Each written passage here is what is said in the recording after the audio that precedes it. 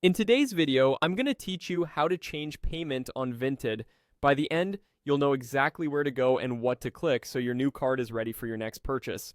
You'll just need a computer, a web browser, and your card details. Start by opening your browser and going to vinted.com. Make sure you're signed into your account.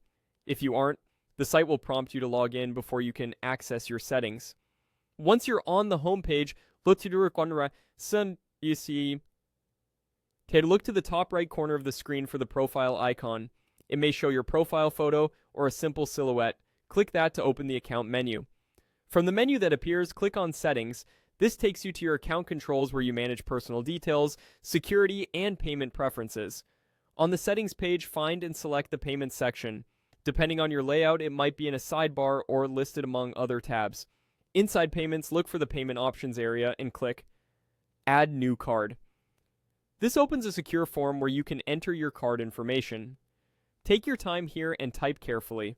Enter the card number, expiration date, and the security code from the back of the card. Make sure the name on the card matches exactly what appears on the card. If the form asks for a billing address, use the address your bank has on file for that card. Mismatched addresses are a common cause of failed saves or declines. While entering details, avoid adding spaces in the card number unless the form does it for you automatically. Double-check each field before moving on. In some cases, your bank may trigger a quick verification step, sometimes called 3D Secure or Strong Customer Authentication. If a pop-up or new window appears asking you to confirm with a code or your banking app, follow the instructions to complete the verification. When everything looks correct, click Use this card. This saves the card to your account and sets it as the card you'll use going forward. You should now see the card listed in your payment options, typically marked as active or selected.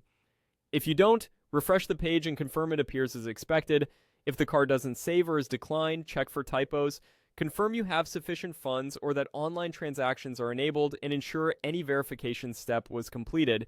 Trying a different browser or clearing cache can also help with form issues.